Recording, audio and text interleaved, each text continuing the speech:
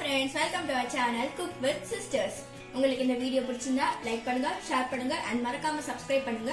உங்க கமெண்ட்ஸை கீழே விடுங்க. யோசிப்பீங்க என்னடா மதுரை இன்னும் தள்ளி இருக்கு. ஏன்னா இதை பார்த்தோன்னே உங்களுக்கு என்ன தோணுது? Social distancing. So friends, government order படி சோஷியல் டிஸ்டன்சிங் ஃபாலோ பண்ணுங்க. இன்னைக்கு நம்ம பார்க்க போற ரெசிபி மொறு ரிப்பன் பகோடா. ஸோ இதை ட்ரை பண்ணி என்ஜாய் பண்ணுங்க. So stay tune. Hello friends, இப்போ நம்ம ரிப்பன் பக்கோடாவுக்கு தேவையான இன்க்ரீடியன்ஸ் பார்ப்போம். ஃபர்ஸ்ட் வந்து கடலை மாவு எடுத்துக்கோங்க, நெக்ஸ்ட் ரைஸ் ஃப்ளார், அதுக்கப்புறம் பெருங்காயத்தூள், சில்லி பவுடர், ராக் சால்ட், அதுக்கப்புறம் பட்டர் அண்ட் ரொம்ப மெயினான இன்க்ரீடியண்ட்டை விட தேவையானது இந்த மாதிரி இருக்கிற அச்சு. இந்த ஷேப் பார்த்துக்கோங்க. இந்த மாதிரி இருக்கிற அச்சு போனால் தான் நம்ம ரிப்பன் பக்கோடா பண்ண முடியும். அண்ட் ஜீரகம், இதுதான் நமக்கு தேவையான இன்க்ரீடியன்ஸ். ஸோ ஸ்டேட் ஃபர்ஸ்ட் வந்து 1 கப் ரைஸ் ஃப்ளோர் ஆட் பண்ணிக்கோங்க. நெக்ஸ்ட் 1/2 கப் கடலை மாவு ஆட் பண்ணிக்கோங்க.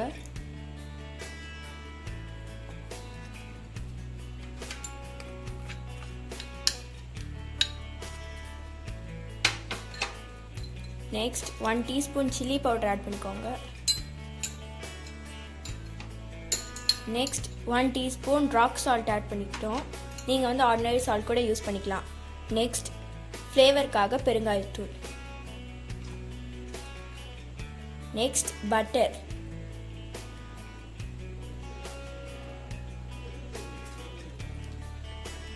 நல்லா மிக்ஸ் பண்ணிக்கோங்க. அது ஜீரகம் ஆட் பண்ணிக்கோங்க. நம்ம எவ்வளோ எடுத்து இந்த கண்டென்ட்க்கு ஏற்ற மாதிரி நீங்கள் ஆட் பண்ணிக்கோங்க. நல்லா மிக்ஸ் பண்ணிக்கோங்க. எந்த லம்ஸும் இருக்கக்கூடாது.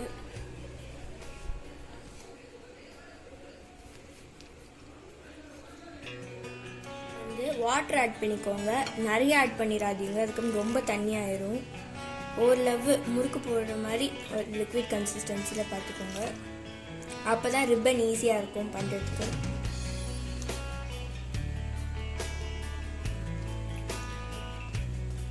நாங்கள் வந்து 250 ml ஆட் பண்ணிக்கிட்டோம் வாட்டர்.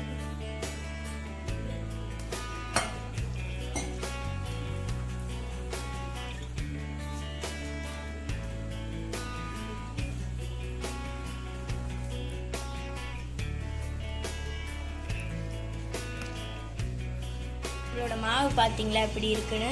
இந்த மாதிரி கன்சிஸ்டன்சியில் வந்துடணும்னு எடுத்துக்கோங்க. நெக்ஸ்ட் இந்த மாதிரி கடாய் ஆன் பண்ணி மீடியம் ஃப்ளேமில் ஸ்டார்டிங் வச்சுக்கோங்க. நெக்ஸ்ட் ஆயிலுக்கு ஆட் பண்ணிக்கோங்க. கடாய் வந்து ஒரு 10 to 15 minutes ஹீட்டாகவே இருக்கட்டும், எதுவும் போட வேணாம்.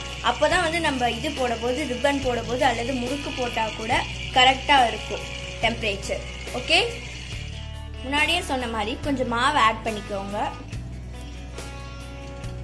பார்த்தீங்களா, மாவு ஆட் பண்ண கழிச்சு இதை எடுத்து இப்படி உள்ள கொஞ்சம் மெதுவாக ப்ரெஸ் பண்ணுங்க. ரொம்ப ப்ரெஸ் பண்ணால் இப்பயே ஸ்டார்ட் ஆகி வர ஆரம்பிச்சிடும்.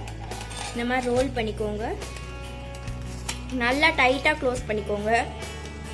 இந்த மாதிரி இந்த கண்டெய்னரில் கொஞ்சோண்டு மாவு எடுத்துக்கோங்க ஃபர்ஸ்ட். இப்போ வந்து ஒரு ட்ரையல்ஸ் பார்ப்போம் எப்படி போடுறதுன்னு. இந்த மாதிரி நல்லா டைட்டாக அதை மூடிக்கிட்டு இப்படி மெதுவாக சுற்றுங்க. ரொம்ப ப்ரெஸ் பண்ணாதீங்க. பார்த்தீங்களா, அந்த ஷேப்பில் வருது. நம்ம ஆயிலில் ஃப்ரை பண்ணால் நல்லா புஷ்ஷுன்னு வந்துடும். ஓகே, இப்போ நம்ம ஆயிலில் ட்ரை பண்ணுவோம். இந்த ஷேப் பார்த்துக்கோங்க, என்ன ஷேப்பில் வருதுன்னு. இதே தான் நம்ம வந்து ஆயிலில் ட்ரை பண்ண போகிறோம். ஓகே, பார்த்தீங்களா பண்ணுறோம். பார்த்தீங்களா,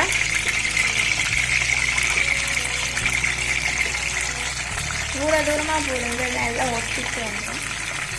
பார்த்தீங்களா, அவ்வளோ அழகான ஷேப்பில் எல்லாம் இருக்குது. ஆயிலில் நல்லா ஃப்ரை ஆகி நமக்கு தெரியுது. பார்த்தீங்கன்னா பபிள்ஸாக வருது. ஃபர்ஸ்ட் வந்து இவ்வளோ போட்டு ட்ரை பண்ணுங்கள். எடுத்தோடனே நிறைய போடாதீங்க. ரிப்பன் பக்கோடா அப்படி ஃப்ரை ஆகின்னு இருக்குன்னு ஓரளவு கோல்டன் கலர் வந்தோடனே நீங்கள் எடுத்துடலாம். அதான் நம்மளோட ரிப்பன் பக்கோடா ரெடி. இதை வந்து ஈவினிங் டைமில் பண்ணி உங்கள் ஃபேமிலி டைமை என்ஜாய் பண்ணுங்கள். So stay tune and keep supporting your friends. Thank you. இப்போ டேஸ்ட் பண்ணி பார்க்கலாம். பார்த்தீங்களா, அதான் மொழின்னு டேஸ்டியாக கரெக்டாக வெந்திருக்கு. ஸோ இதை ஈவினிங் கன்ஃபார்ம் ட்ரை பண்ணி பாருங்க. ஈஸி ரெசிபி இன் குவாரண்டைன். தேங்க்யூ.